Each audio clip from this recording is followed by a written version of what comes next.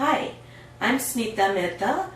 I'm a resident of Houston for the last 30 years, and I'm doing this on behalf of the Foundation for the Indian Studies with the Houston Public Library for the Indo-American Oral History Project.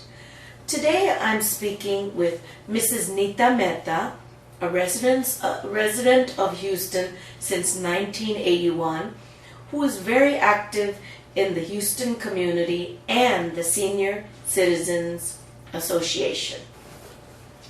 Nita Ben, at what age did you come to America? When I came to America, I was 39 years old. And when did you come to Houston?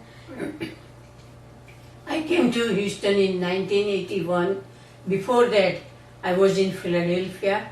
We landed in Philadelphia. And we stayed there for 12 years. And I did all my studies, and my boys were in school there. And when they went to a college, Philadelphia was very cold.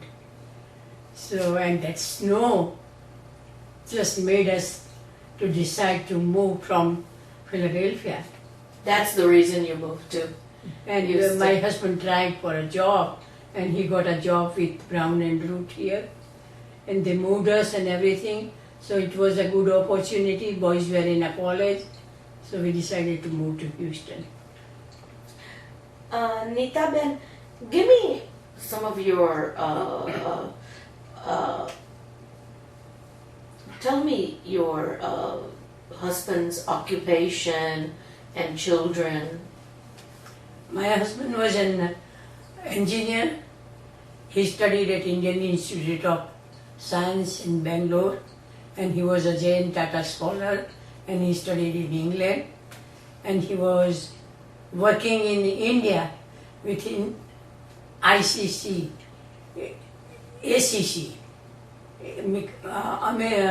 Associated Cement Company. And what was his name? His name was Padmakant Mehta. And when we married, I married to him in 1958. And we were staying in Dwarka. For better job and opportunity, he decided to come to Bombay. So I said, we'll go to Bombay. I followed him. And in Bombay, then I decided not to work or do anything. And we planned our family. And I had my first son, Pranav, who was born in 1960. Another son, Utpal, he was born in 1963.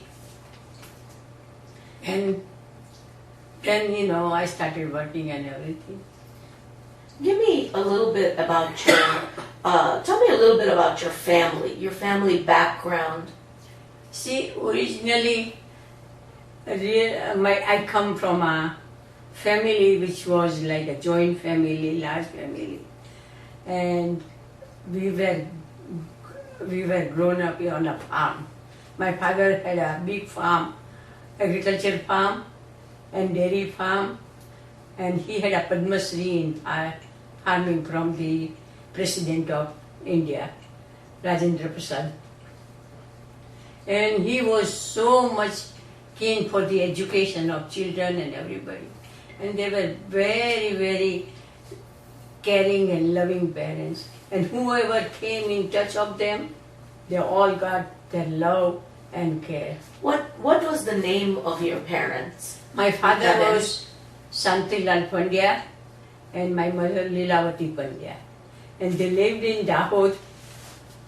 My education, primary education, everything was in Dahod. Dahod, Gujarat. Dahod, Gujarat. It was called Dohad before. Dohad. Dohad means two hud. Two hud means two boundaries. Two boundaries. So it was on the boundary of Gujarat and Madhya Pradesh. Oh. But later on they changed the name to Dahod. To Dahod. And it's called now Dahod. So I went to school up to 12th standard in Dahod. what were the conditions like when you came to Houston? Tell me a little bit about that. When I came to Houston, it was like every day, like, new construction was coming up and everything was like, something new coming every day. It was not this much developed, what is developed today. See, the road which I go now, it is so crowded, you cannot look behind so many shopping centers and everything. Mm-hmm. Before there were fields there. What year is this that you arrived in Houston? 81. 1981? Right. Tell me a little bit, Nita, about your early experiences as an immigrant regarding racial and color discrimination, etc. If you could elaborate on that. I didn't have any discrimination or color, prejudice or anything, because we first lived in Philadelphia. We were in apartments. All the people were so nice. They were helping each other. Then after 2 years, we moved to in a house, and there also people were so nice. When we moved in, we were the first known white people to move in that area. But the whole street got together and they gave us a welcome party. What year was this that you had moved to Philadelphia? In Philadelphia, we moved. I was in Philadelphia in 70. I came from India in 70. We stayed 2 years in apartment. And then in 72, we moved in a house. Mm-hmm. And then at 72, they gave us a party, and they were all so nice, and they came, and they said, if you need anything, very welcoming. Very welcoming. Mm-hmm. Mm-hmm. And tell me a little about your educational and skill training before and after your arrival here in U.S. See, before I came to America, in India I went to Jamnagar. I had to go out of my Dahod town for further studies. There I studied integrated medicine, which means they taught us both allopathy and Ayurveda. And I graduated from there and came back to Dahod.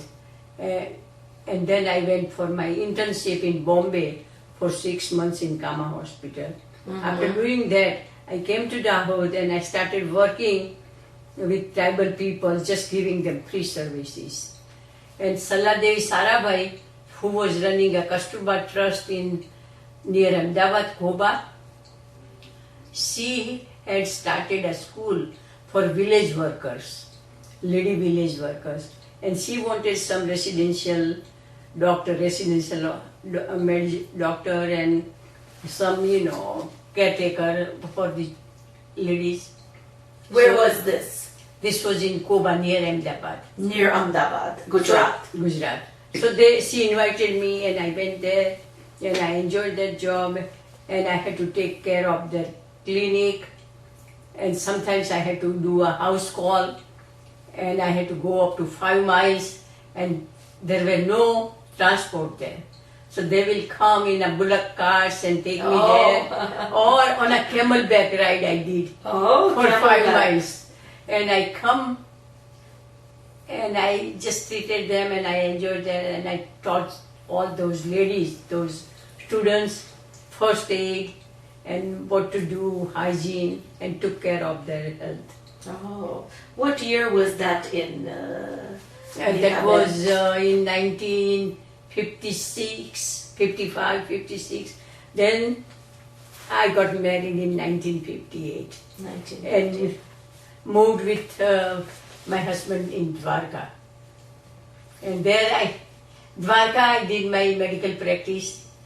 From Dwarka my husband thought that Bombay is a better place for the upcoming and all for the job and everything.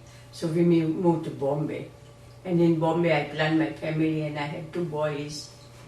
And then after my second son was 7 months old, I started my clinic again. And In Bombay? In Bombay. This and time. I worked there till I came to America. And what year was that you had come? I believe you said. I came in 70. My husband came here. What happened, like my husband was working for one British consulting firm. And that firm had to wind up from India. And they offered him, as being a senior consultant, they offered him a job anywhere in the world, but not in America or England. And we didn't want to go back to England. And we said, let's try to go to America. Yes. And one of my cousin, he was insisting that you should come to America. So my husband called him and talked to him and sent him a resume. And he talked to some companies and he sent him a job offer and appointment letter. And within 6 weeks he came here. And you said he had come in. I stayed behind to take care of everything there. So he came first then. And then I came after 10 months. Okay. Nita, tell me about your interaction with in neighborhoods, the formation of social organizations, and your involvement with religion, including construction of temples, churches, so and so. The temple and churches, when we came, they were just, everything was starting. Houston was coming up, all the Indian community was. Yes. And we saw the Meenakshi temple building, Oh. Indo-Worship Society, and we were so much involved in it. We were going to all their social functions, helping them out, and my husband was on a trustee board of Meenakshi temple also. He helped this Indo-Worship Society. And when I came to America, I had when I came from India, I thought I'm not going to work in America. I'll stay there, I'll be a good mother, I'll be a good wife and take care of everything. But what happened, early morning my husband will go for job, Yes. my boys will go to school, Yes. and then whole day is at me. I have nothing to do. I started getting bored and depressed. Right. So I thought I must do something here. So I started looking for a job. And my degree, which I had it in India, was not valid here. But I thought I can do some paramedical work. Yes. So I started looking for the job. Wherever I go, they will say you are overqualified. Otherwise, sometimes, one time they gave me a job. So I took that job, but all the co-workers were so much afraid or not cooperative with me. And so I just got myself, tired, and I quit that job. Then I went to one place and one good guy I met, and he was from Cuba. He told me that, look Nita, I'll give you a good advice. Right. That if you go in this, I will train you in 2 days and you will be a best person for me. But as soon as these people will get somebody with certificate, they will give your position to that person who has a certificate. You don't have a certificate. Right. So he said, go and get some training, either technician or technologist or whatever. If you take technologist, it will be 4 years. And if you see technician, 1 year.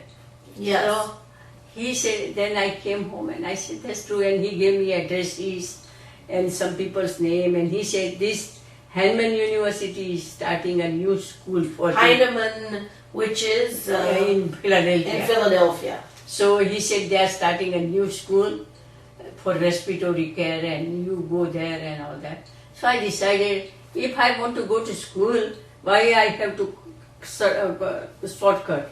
I should just take a full technology school. Yes, take the full. So I worked so hard and I did that 4-year course in 2 years. In 2 years. 2 years I took so many credits and all the credit goes to When my husband. He Yeah. helped me a lot to finish my course. My boys also helped me. help you. Which year was this in Nita Mehta? It was in 1973 to I graduated in 75, and then I got my national registry also. And then I was working so with dignity. Wherever I go, they were asking me, they wanted me, and so that guy gave me a very good advice. Very good. Tell me about Nita and about your gradual integration into the mainstream communities while preserving your separate cultural identity. See, when I worked, I was like, I'm wearing sari. Yes. But in working, I found out myself that sari is not the right thing to do because it was catching this and that, and so I changed my clothes. Like I started wearing pant and shirt and everything. But my original binding my forehead, I didn't give up. You didn't give that up. No, that was just my original. Yes, part of your. And I kept it, and people, in the beginning, they will come and ask me, Nita, what you have in your forehead? And then I had to explain. Yes. But when I forget, they say, you don't look good without it. They will come and tell me, and they say, Nita, you should. Yes. So that way, I just kept and in so many things, not eating, I won't eat any meat. I'm a strict vegetarian. So they will order pizza. I'll tell them that I don't eat fish. And I used to argue with them, and they explain them, and they understood. And whenever they order pizza, they will specially order for me without vegetarian. That's very thoughtful. Yeah. Tell me about your concerns and your anxieties as a first generation immigrant about the future of your children and your grandchildren growing up in the American culture and the erosion of Indian cultural and religious values. Thing is, I'm not really, I don't have anxiety, or I'm not worried about that. Because, time is changing, and by time, everything is going to change little bit, like my parents were not like what their parents were. I'm not like what my parents did. Yes. And my children are not going to do what I'm going to do. But at least they have the value. And I have taught them my values. And The good values you've instilled in them. Yeah. And I'm not worried for that. It's going to change. How about your concerns regarding the gradual erosion of Indian identity due to the increasing number of interracial marriages? See, marriage is just each other's love, and it's a destiny. I believe in destiny. Yes. See, my brother, he's married a white girl. It's 33 years now. I supported their marriage. 33 years back, I supported their marriage. And they are really happy. So, marriage is just, two people. They have to stay with each other. Mm-hmm. And they are getting along. We shouldn't. That's what I think. Tell me a little bit about your support in the immigrant businesses, particularly in Hillcroft area. That's the Indian sector of the Mahatma Gandhi district in Houston. I support them because they're trying to survive and they are trying to do business. But they should be a competitive. If the other person is selling me something cheaper than him, definitely I won't spend more money for something. But I support them all the time because they have to do business, and as I have to struggle to live, they have to do. Mm-hmm. So we have to support our own people. Tell me a little bit about your some of your unique experiences at your workplace and businesses that have shaped you into the person you are today. See, working with all these people, sometimes, you have to take it like some bite or something, but you just take it, and sometimes you just get up and face it and talk to them. So you got it that when you have to say something and when you have to keep quiet, that I learned. And another thing, I worked in a cancer hospital. Yes. So I learned that every person is same. Even he's a very rich guy or a very poor guy. When some disease or something hits them, they are the human basically the same. It's basically and the human same. beings. So How true. we shouldn't be proud of anything, or we shouldn't feel small, or Absolutely. Tell me, what do you see in your children and your grandchildren's future in America?